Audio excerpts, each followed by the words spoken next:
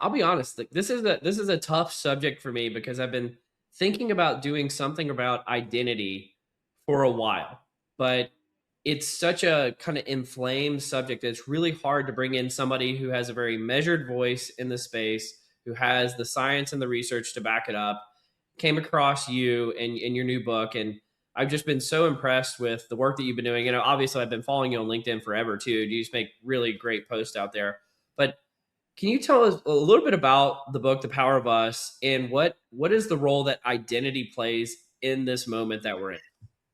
So the role of identity is really big, in a much bigger way than most people have thought about it for many, many years. I think if there's two big things I encourage people to take home from this conversation today is think really deeply about what identities matter to you. And then the other thing is think very carefully about what groups you join. Because once you join a group, it will shape who you are, what you value, how you interpret the world. Well, say more about that. I'm curious. Why do groups matter so much? And something you said earlier is like everybody wants to feel included. There was something in your book, I think it was chapter 5, about fitting in. And I have like this, I think most people experience this, like it's like high school never ends, right? And so you as an adult, you're trying to, kind of bridge a new identity or join a new social group. And at first it's very uncomfortable and it's a challenge, and it's like, oh, it's like you're trying to join the cool kids table, but you should be sitting at the other table. What role does that play in like inclusion as well in organizations for trying to fit into a new culture? I mean, you said so many interesting things there. Okay, so let me start with your metaphor that high school never Yeah. ends. So here's an interesting finding. My wife is all published, does research on interpersonal interactions and teaches a class here at NYU in relationships. Her name is Tessa West. And very And she's also accomplished written in her two, own right, correct? yeah, very widely published. And she's published 2 books in the business space. One is called Jerks at Work about toxic coworkers, and the other is Job Therapy. Okay, that's her background. So she knows what she's talking about.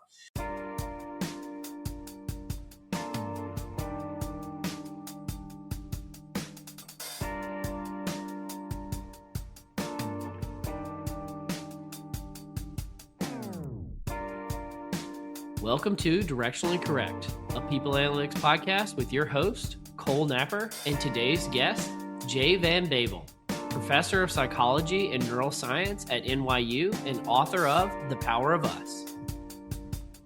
Hey, Directionally Correct fans, this podcast is dedicated to you to help democratize people intelligence for the world of work.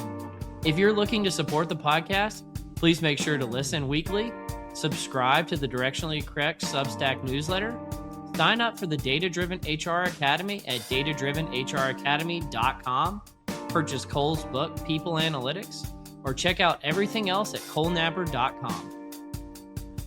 Before we get into it, a quick word about HR Bench, the company powering this podcast. When we all started in people analytics, we wanted to do strategic work, building predictive models, workforce planning, advising the C-suite, and most of all, quantifying the impact for the business. Instead, we spend months building dashboards and reports that should already exist. HR Bench eliminates that entire phase. Your HRIS connects, your metrics calculate, your benchmarks populate. This is not novel. This is day 1, not quarter 2. That means skipping straight to prescriptive analysis, storytelling, and taking action for the business. Want to learn more?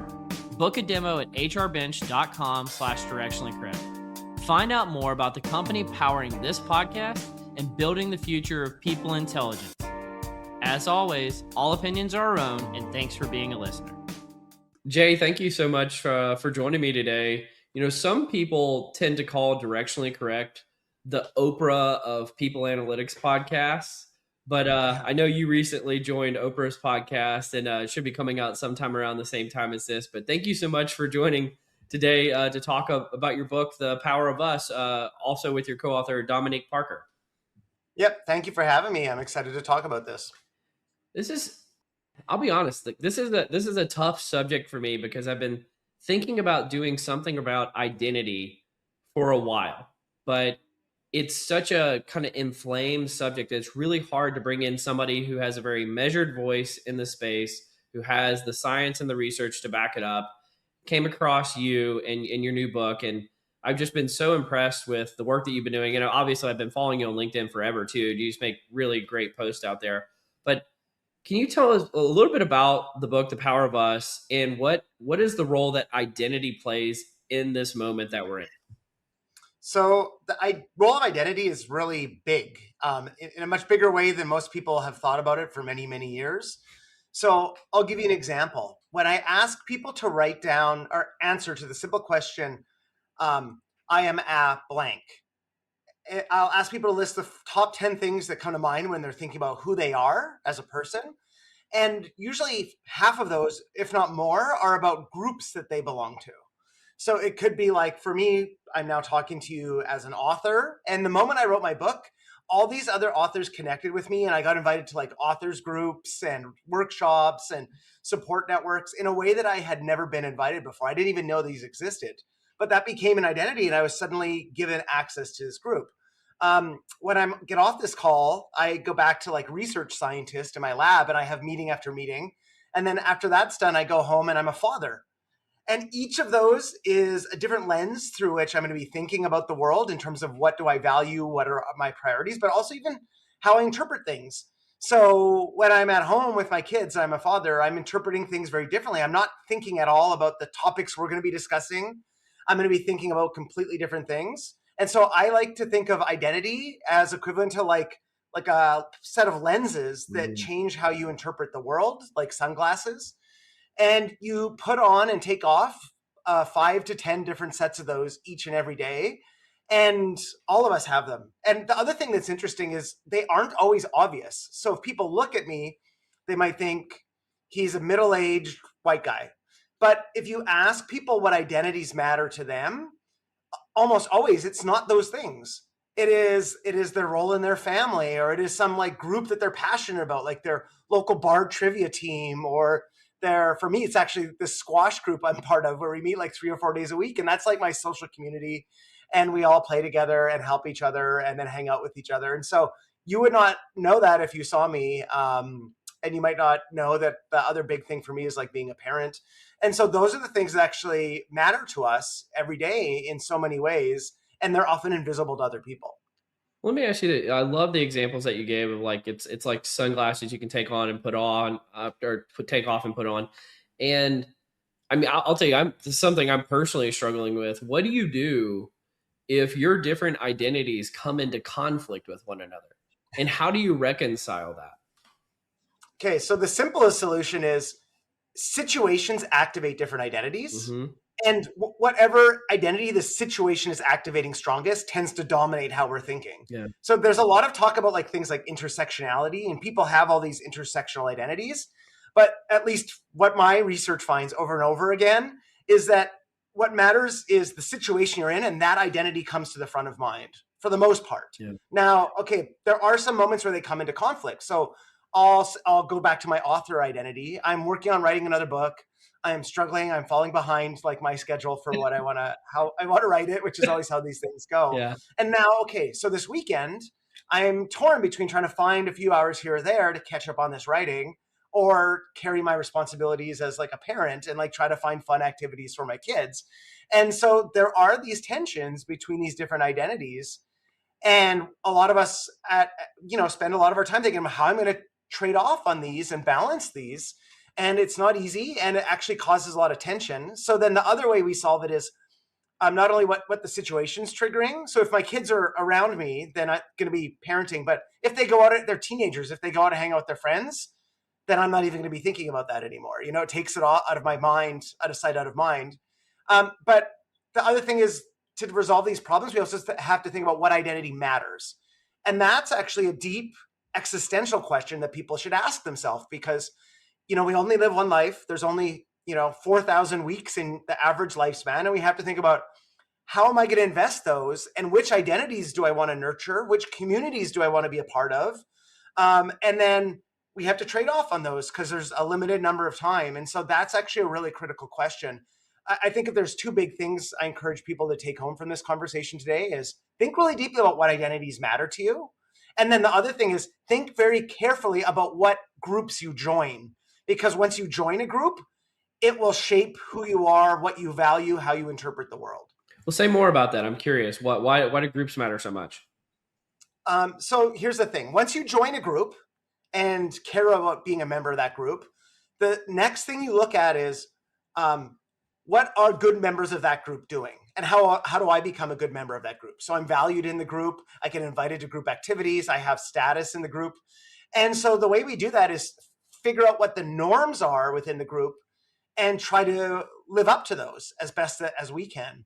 And sometimes this is not even happening consciously. We're like looking around to seeing what people are wearing and what they're doing and what music they listen to.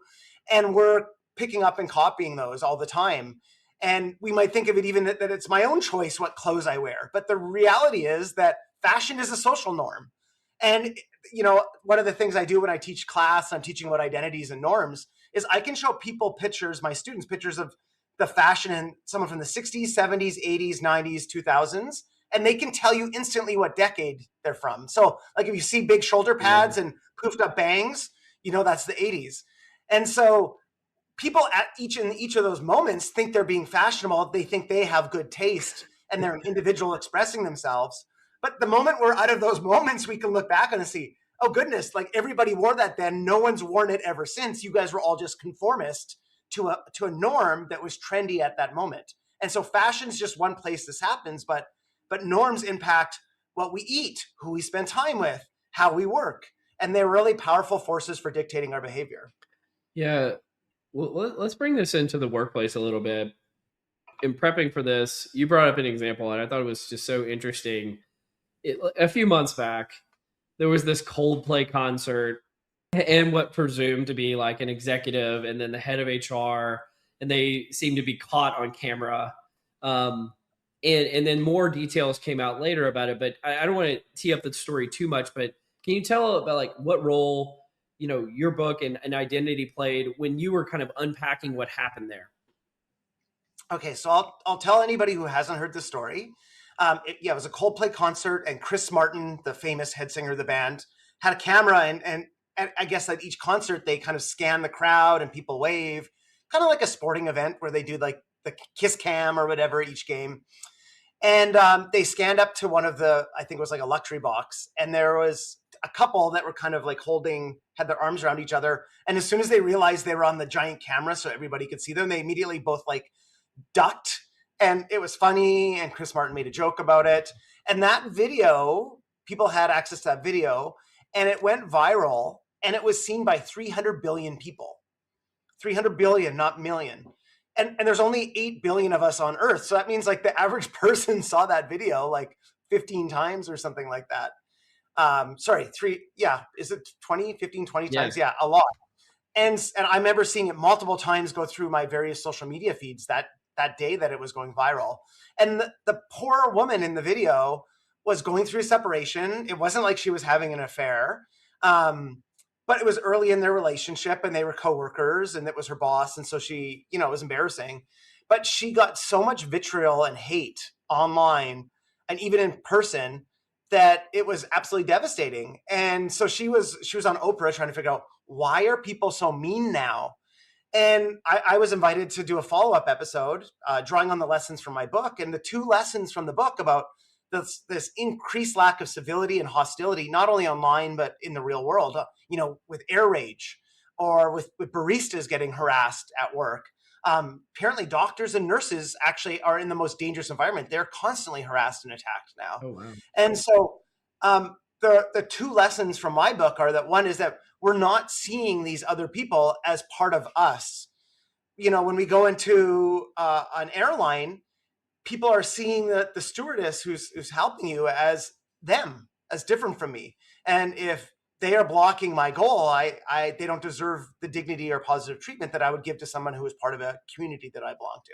And so people have started to draw, the term I use for it, really smaller and smaller moral circles. Their identities have gotten a lot smaller. If we draw bigger, more inclusive identities about everybody in my community, everybody in my country, everybody around the world is part of a group that I care about, we treat them much better. The second aspect is the norms. The moment we see like these videos go viral and we see people getting harassed, a lot of people join in the harassment because they think everybody else is piling on, and so it seems fun. The other thing is they see other people saying this is, these people are caught cheating, it's morally reprehensible. And so they want to express that they're a virtuous person by joining in and harassing them too. And so a lot of the harassment stems from those two things. It's trying to like signal that you belong in the group by sharing their moral values. The term for it is virtue signaling. Yeah. Or piling on because you get outraged along with everybody else and see everybody else is doing it.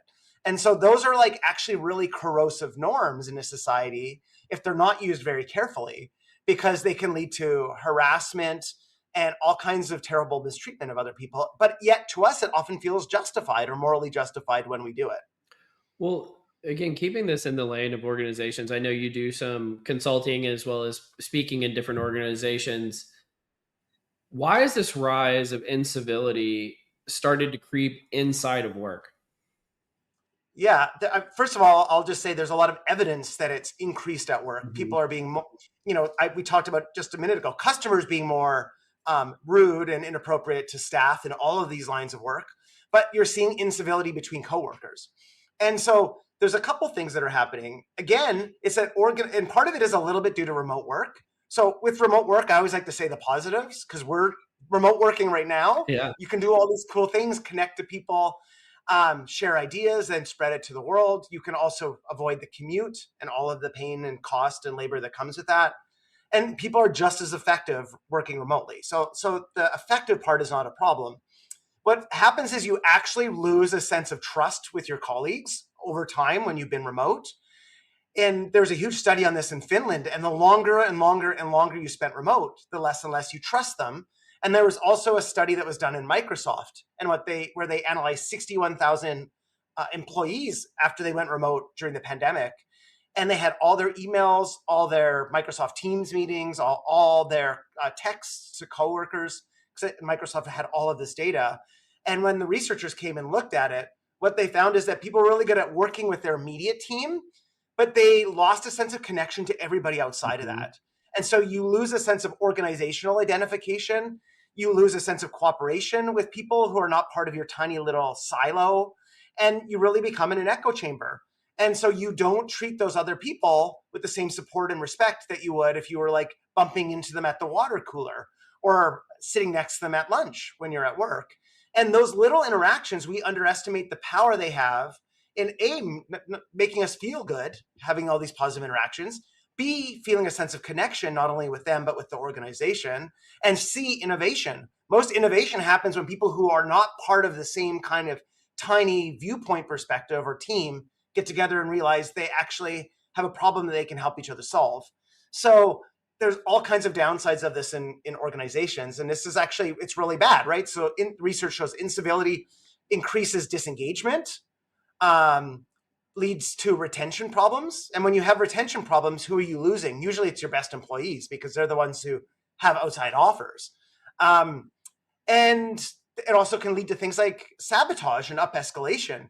If I don't trust you and think you're out to get me, Mm-hmm. I'm not going to help you when you need something done or you need a request for information. I'm going to hide it from you. And so this is what happens. And once you start down that road, it can really lead to a vicious negative spiral. Yeah, this hits really close to home. I know in prepping for this, I told you about in the field of people analytics, there was this huge wholesale change that happened with the pandemic. And so and none of the people in the field were ready for it. Even if they said they were ready for it, they weren't. And it was a great moment for the field to shine, because I think we did some of our best work, but nobody was prepared to do our best work when the pandemic happened. And then there were things like what happened with George Floyd, right? Yeah. And then the rise of DEI in the workplace. And then there was the cultural backlash to all of that. And the funny thing, and this is one of the reasons I brought you on, is people analytics was not prepared for any of it, but we were right in the thick of what do we do about this? How do we analyze this for organizations? And so if you kind of like do like a post-mortem, how should we have been thinking about these transformations and the role that identity and norms played and group membership and all of that during that transformation? And again, I know you've done some work with, Amy Edmondson in the past as well, psychological safety. What roles does that play in this kind of equation? Yeah, so I'll start with the psychological safety piece. To me, that is one of the most important constructs in organizations, which means that teams outperform the sum of their parts, as well as other teams, if they have a sense of psychological safety. And again, just psychological safety is the opposite of how it's described on TV. It's not having a safe space. It's not retreating from people. It's not disengaging and not talking through your challenges and conflicts. It's the opposite. It means it's a safe place to disagree with people. It's a safe place to dissent. It's a safe place to challenge the status quo, to propose risky new ideas.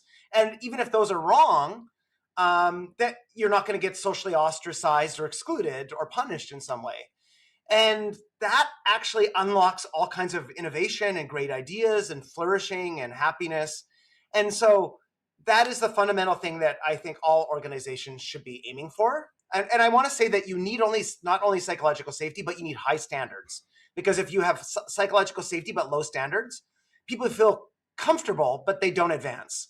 You really need to, if you want excellence, you really also have to need high standards. This is a place that pursues excellence, but we do it by challenging one another and supporting one another and taking risks and being smart about it and learning from our failures. And taking ideas from anybody who has a good idea, even if they don't have a fancy title in front of their name, or even if they're new to the team. And that's what unlocks all the creative genius of everybody. Otherwise, I've been in teams that have that and they flourish. I've been in teams, research teams that do not. And I remember that feeling of just biting my tongue the whole meeting, not saying anything so I wouldn't get criticized or shot down by my boss if I challenge his idea. So I really have felt that and experienced it, and the research backs it up. Okay. Now to move to DEI. So my earliest research since I was doing my PhD 23 years ago now, was on implicit bias. Implicit bias became this huge thing, but that was in the early days where we were studying it. And one of the things I was doing at the time for my PhD was trying to find ways to reduce implicit bias that were positive and constructive. And I found maybe the most powerful way to do it is just to create a more inclusive identity. So if you are part of a mixed race team, implicit bias instantly goes away. And I found this with all kinds of studies in multiple universities, multiple countries. I also looked inside people's brains. We had fMRI studies where we looked to see what is it changing their brain activation patterns when they see people who are the same or different from them. And it did. The moment that you're part of a team, it triggers something very primitive us psychologically that says, these people are with us, and you instantly value them. You want to be their friends more. You trust them more. And so DEI that does that is effective. That's actually the I piece, the inclusion piece, is creating an inclusive environment. And guess what? Every single person on earth loves being in an inclusive environment. Yeah. And if you describe what it is versus not, everybody would opt into it. So I actually started working and giving talks in organizations. My work was cited in a Supreme Court case, so it ended up being influential. And I would go to companies and try to give them tools to be inclusive. And here's why the inclusion piece matters with the diversity piece. Lots of research on this.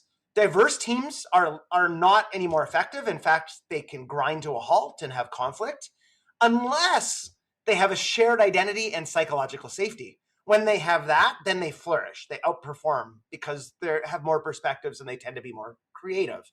And so if just having diversity alone without the inclusion piece can be a struggle for people to deal with.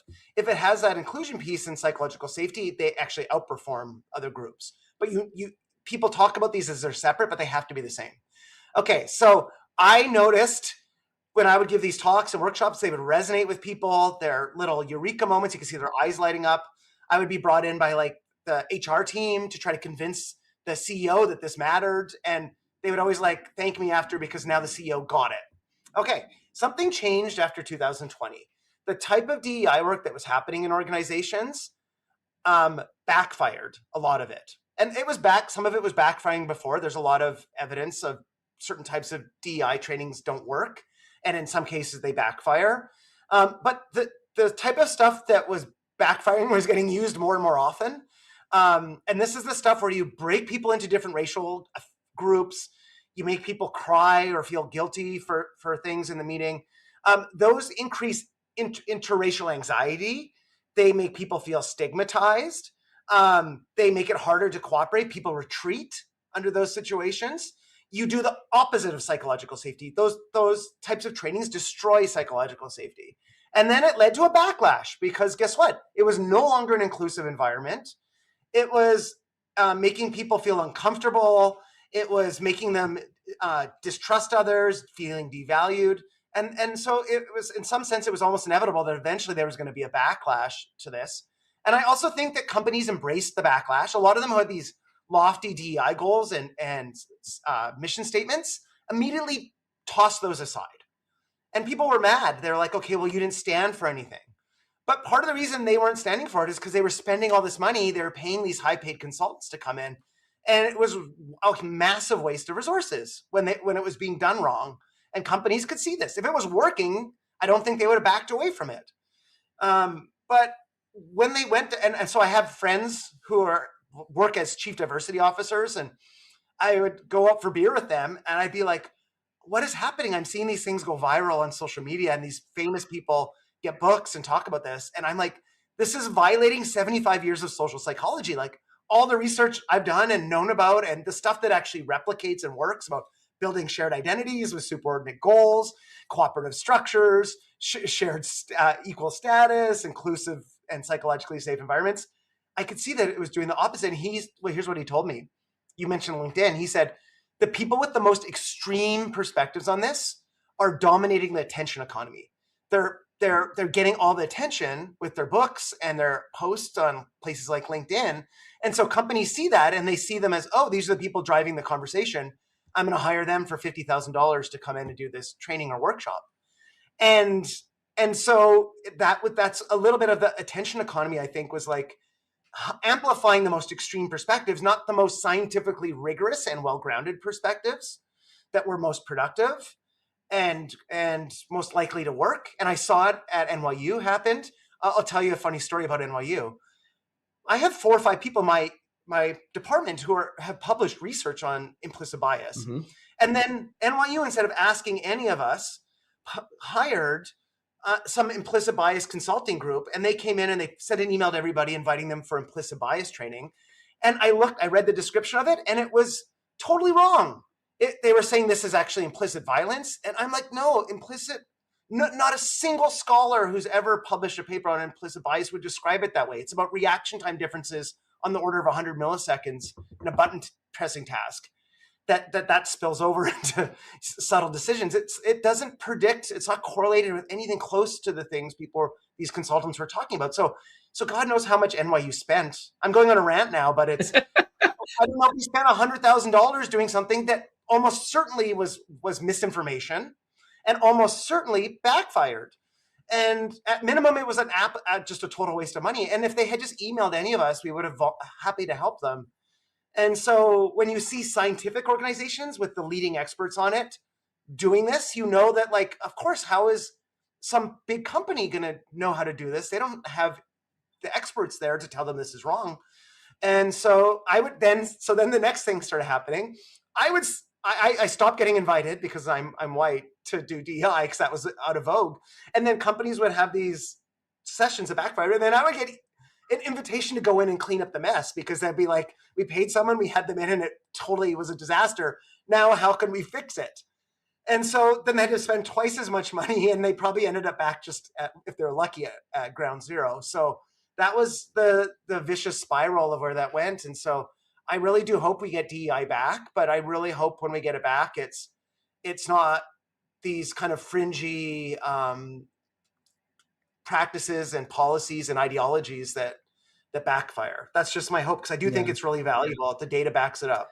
And something you said earlier was like everybody wants to feel included. There was something in your book, I think it was chapter 5, about fitting in. And I have like this, I think most people experience this, like, it's like high school never ends, right? and so you as an adult, you're trying to, kind of bridge a new identity or join a new social group. And at first it's very uncomfortable and it's a challenge. And it's like, oh, it's like you're trying to join the cool kids table, but you should be sitting at the other table. What role does that play in like inclusion as well in organizations for trying to fit into a new culture? I mean, you said so many interesting things there. Okay, so let me start with your metaphor that high school never ends. Yeah. So here's an interesting finding. My wife does research on interpersonal interactions. and teaches a class here at NYU in relationships. Her name is Tessa West. And very And she's also accomplished in written her two, own right, correct? yeah, very widely published. And she's published 2 books in the business space. One is called Jerks at Work, about toxic coworkers, and the other is Job Therapy. Okay, that's her background. So she knows what she's talking about. She published a big piece in the Wall Street Journal a couple weeks ago. And her point is almost exactly what you said. And she had found lots of evidence that backs this up. Learning how to navigate relationships when you're young predicts your success in companies, because everything is about relationships. And guess what? I shared this data on LinkedIn a few months ago, and it was showing that we talk all about AI and technical skills and coding. But guess what? Over the last 40 years, the value placed on social skills has surpassed the value companies place on technical skills. And I think that's gap's going to get bigger as people can offload technical skills to things like AI. Once everybody becomes a coder, that's no longer a very distinctive skill. And so the social skills matter. Okay. People who don't have and by the way, so now here's the problem. Gen Z, young people, are not dating. They're not having sex. That's a problem. They have very few friends that they're hanging out with in person. All the data backs this up, and this has been a long trend. And so now those young people are coming to my class. I see them at NYU, and they struggle to have skills to come. They don't want to come to office hours to meet professors because it's too anxiety provoking for many of them. And then they go get a job and they struggle to manage relationships at work. They up-escalate conflict in ways they shouldn't. They struggle to take feedback and get mentorship. They can't find negotiations or win-win situations when things go wrong. And so they're struggling. All the data is backing this up. If you have relationships in high school and you can learn how to navigate that, that actually predicts your success navigating it at the workplace. And so we actually need to create relationships, and not just romantic ones, all kinds of real in-person relationships. I would argue, like, that's called training your social cognition. At high school and universities, we train people's cognition. They memorize math and writing and all these things. But what they're really often learning inside and outside the class, and what they really like to learn, is social connection, social relationships. And they're learning a ton. And also COVID reset all that. All the kids who got stuck learning from home for 2 years lost a critical period of their time to understand how to navigate social relationships. And adults lost that too. And kind of, I've saw and heard so many stories of like grown adults, like 30, 40, 50-year-olds, also being less socially competent when they went back. Because it's like a muscle. You know, your brain is like a muscle. You got to work it out, just like you go to the gym and lift weights. And so learning how to navigate those situations is going to pay off in any workplace environment that requires social interaction. And so you need to exercise that muscle. Young people need to train it. High schools and universities need to be training it more, because it's actually really crucial to your success. Well, and I mean, we've talked about you being an author, and you mentioned a little bit about your work at NYU, but you actually run an active lab that looks into things like conflict, group decision making, social media, and kind of like how that impacts massive social networks. How does that play a role in, and what's some of the work that you've been doing recently in that space that plays a role in how you think about all the things that we've been talking about? Okay, so I do so much on this space. I run the Center for Conflict and Cooperation at NYU. Okay. And I study this, but I also use this to run the center. A lot of psychologists do great research, but then they don't use it when they run their own labs, and it boggles my mind. I'm constantly, every time I run a study and I learn something, we have a new paper about how, a recent paper about how the norms increase cooperation. The moment you see other people cooperating, you just automatically start doing it. And so if you can shine a spotlight on people who are cooperators, then other people will start doing it too. I try to avoid things. I care about groups, but a downside of groups is, like we talked about, conformity is groupthink. Mm-hmm. If there's a powerful leader who doesn't take criticism well, if they have an idea, everybody feels pressure to conform with it. And so in my lab meetings, I learned that when we were workshopping a project or a research study, and I said what I thought, everybody would go around the room coming up with reasons to support what I thought. And I realized that's terrible. That's not what I want. So I started shutting up at the start of the meeting when we were workshopping something. And then everybody would go around the room and share their own opinion. And then I would be able to hear all kinds of different perspectives and pick the best ones. And our research became so much better. We are now in the top 0.1% of research labs in the world for what we do. And it's not because I'm any smarter than the other 99.9% of professors in psychology. It is because I use all the lessons from all of the research that I do about building a shared identity, fostering cooperation, creating healthy norms, trying to create psychological safety, building relationships. And I also select on relationships. So when we do interviews for PhD students and postdocs for my lab, some people just look at their grades and their GRE and their test scores. I also care, and I ask my lab, do you think they'll be a cooperative person? And I weigh that in the decision making. And there's been many times where I wanted somebody, they impressed me, they were good on paper, but to people at their same level of power, it was leaking out that they were hyper competitive and a bit too aggressive. And I bumped them down the priority list when that happened. Yeah. Multiple years. So I try to like practice what I preach because I study these things. And so I want to use the insights. And I will say, I also study a lot of these dynamics on social media about, toxic and bad use of social media. And so I try to create a healthier environment when I post about evidence and not getting in arguments, not responding to trolls, because I now know the psychological profile of a troll. Once you learn that, you realize, okay, I'm not going to be wasting my hours interacting with these people.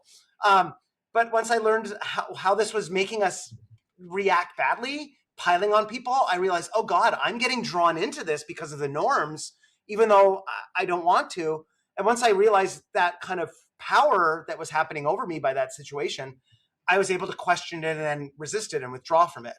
And so all of these things matter for how I work and how my team works. Yeah. So have you done any research onto like dark triad or tetrad people in terms of trolling and things like that? I have not, but I have read lots of research on it. One of the things that matters on social media is that the biggest thing is the incentive structure, just like any workplace, right? And so if the incentive structure is rewarding people with the dark triad, like, narcissists, sociopaths, Machiavellian type personalities, then they will start to get more followers and more clout, and they will become prominent and influential people.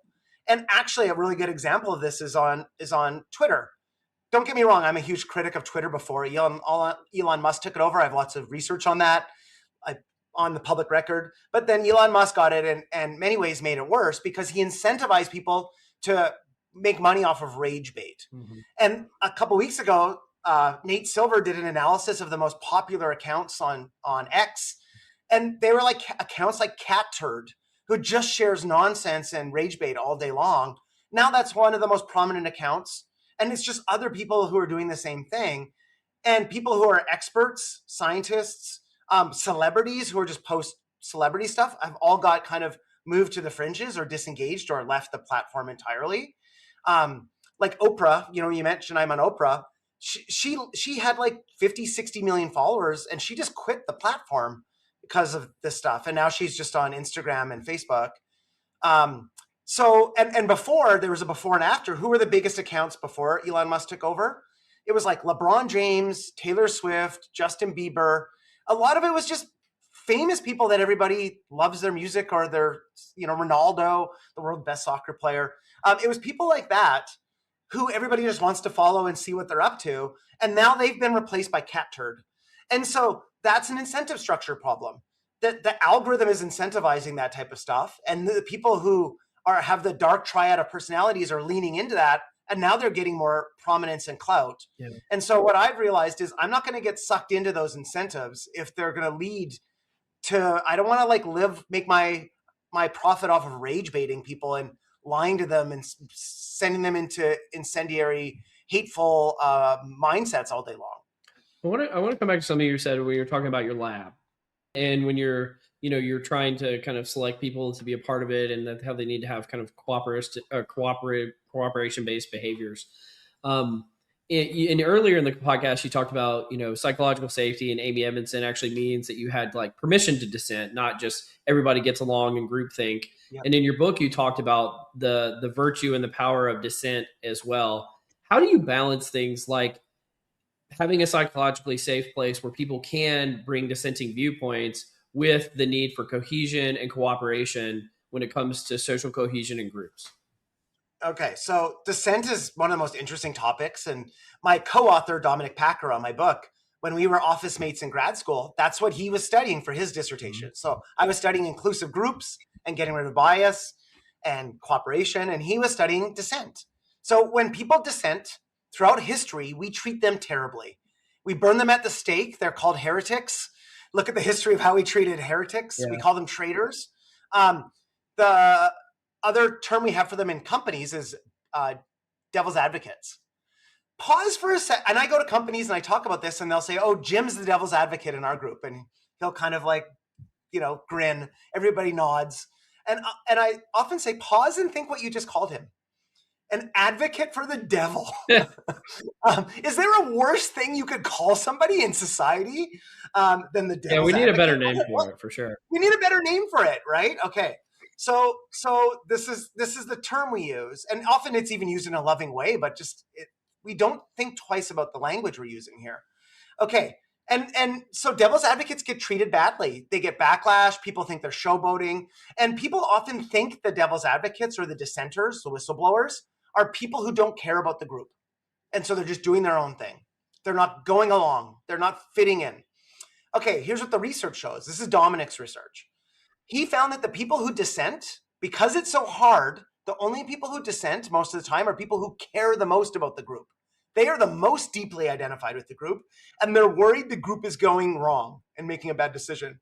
And if you suppress those people, they will eventually either shut up or leave. But then you're losing people who care most about the group, and you're losing your most useful voices. So you have to understand, A, who's dissenting and why. Okay, now we can't run a group if everybody's just disagreeing all the time. So you have to have norms of how you're going to harness dissent. And I'll give you an example where this was done very well. I was on this panel in San Francisco a few years ago with Maynard Webb. He's an author, but he was the former CFO of eBay in the early days when eBay became the biggest commerce site on the web. And he said at their C-suite meetings in the early days, they were worried they would have pressure to conform and a lack of dissent. So they created this tradition where each member of the team took turns at each meeting wearing a black helmet. And if you were wearing the black helmet for that C-suite meeting, it was your job to poke holes in every idea and be a dissenter. But that job sucked, so they took turns. At the next meeting, someone else had to wear the helmet. But when you saw someone criticizing you and they were wearing the black helmet, it was easier not to get defensive because you knew it was a role that everybody decided was critical for team success. And that person was doing their duty. That was their role for that meeting. And here's what the research on teams shows. I always cite this study in every talk I give in every organization. Teams where someone dissents reach better decisions, even if the dissenter is wrong. I always have to say that twice. How can teams reach better decisions if the dissenter is wrong? It's because it's hard to be the first person to speak up. But once you do, other people who actually might have better ideas speak up too. So it's not the power of the first dissenter, it's the power of the second or the third that gets you to the best decision. It's the first person who speaks up changes the norm in the room. Yeah. They make it, and the research shows this in all the conformity studies. People conform, they will say a line is longer than another line, even if it's untrue. They will lie about what they're seeing in front of them, what's in their own eyes, if everybody else is conforming around them. The moment that there's one dissenter, they will dissent and say the truth. And so you need that one dissenter for other people to point out the truth and be creative and innovative. And so the easier as a leader that you can make that meeting for one person, that first person to dissent, it unlocks everybody else's creativity. But also you want to reinforce when dissent is useful or not. And it's not based on whether they disagree with you as the boss or challenge the status quo. It's whether they're contributing something constructive. Are they just pushing their own agenda, or are they actually thinking deeply and really engaging and trying to help you reach a better destination? And if they are, then you better value that person. You better find ways to shine a light and say, thanks for that criticism. That was good. And even if we don't go in that direction, I appreciate you having the nerve to do it. When I give keynotes, it's often hard for people to be the first person to put up their hand and ask a question. And so when and there's often awkward pauses when I ask for questions, especially if it's a sensitive issue in the room at the company, And when someone puts their hand up first, I say, thank you for setting the norm of speaking up. Yeah. And I shine a spotlight on them and praise them publicly. And then boom, 5 hands go up the next time I ask. So if you have control of the room, you have to create a culture where people are doing that. What if being a leader worth following means being human, imperfect, and open to learning? This is Kate Johnson, owner of 123 Limited, and I want to invite you to discover how to care for, support, and even love the people you lead. Join me every Tuesday for the Well-Led Podcast. Well, you mentioned conformity, and I know in the book you talk about like the Ash and the Milgram experiments, which happened quite a long time ago. We've kind of given some examples throughout the conversation of where there was over conformity, and then after the fact, we were like, "Oh yeah, we were wrong." Shoulder pads might not have been the best look. No. What are we getting wrong right now from a conformity perspective? Like where are organizations going wrong? Where is society going wrong? Where when we go 5 years into the future and we say, oh, there was too much conformity, there was not enough dissent. Where are we seeing that right now? Okay, so I would say there's lots of things. I would like the DEI debate is a really good example of we were conforming too far and biting our tongue when it was doing bad decisions. I was biting my tongue too, because it felt uncomfortable. It felt, in that case, the topic was moralized. And once something feels moralized, it feels wrong to critique it. And I saw this in my own department. People had criticisms of policies that they thought were bad, and they just didn't say anything. But now we've swung too far in the other direction, and companies have now biting their tongue when they think that these things are wrong. Yeah. So again, you're going to have to speak up. It takes some courage and leadership to do it. I'm trying to be more vocal about it myself, because I do think it's really critical that you are creating a space for that by inviting it. So I think that's a big problem. I think there's also an issue with AI. So I have a collaborator student who's part of my lab, and she had a recent paper where she finds that people are moralizing AI. So part of the problem where you lose conformity is when things start to become a moral issue, because when things become a moral issue, people see it through black and white. And if you don't agree with them, you're not only wrong, but evil. And that's very hard to speak up against when people call you evil, especially at a work setting or in a public place where it could destroy your reputation. Well, it's like the ultimate outgrouping, right? It is the ultimate outgrouping. Yeah. But again, you're putting people with the devil. Yeah. So that was happening with DEI. It got moralized and therefore became evil to disagree. And it's the same thing now. Okay. Now AI, people, and I see this even with academics, they will say AI is going to solve all our problems, or AI is evil and anybody who uses it is cheating or something. I'm a professor, so anybody who uses it is cheating.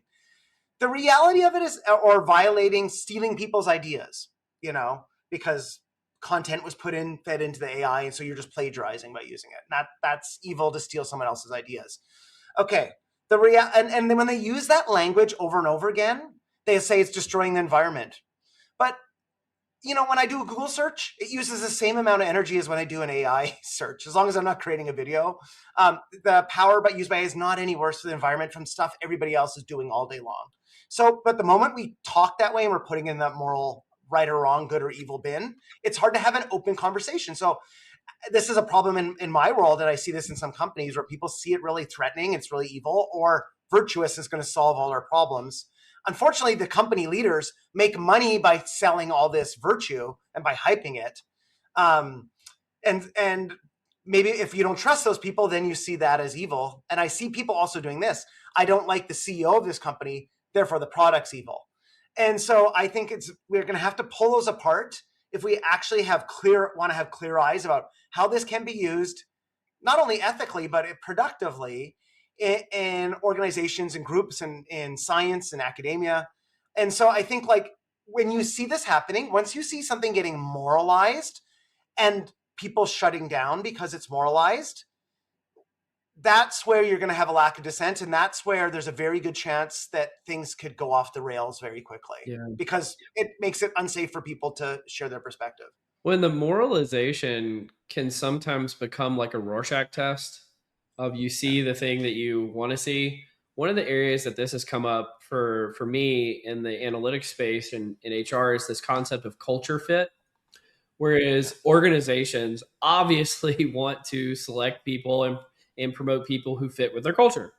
but also there's this notion that creates homogeneity in your Yeah. organization, and then therefore prejudice, bias, discrimination at the same time. And so simultaneously, when you say something like culture fit, to certain people it reeks of, you're evil, and other people it reeks of, this is very practical, this is good, this is what we're trying to achieve.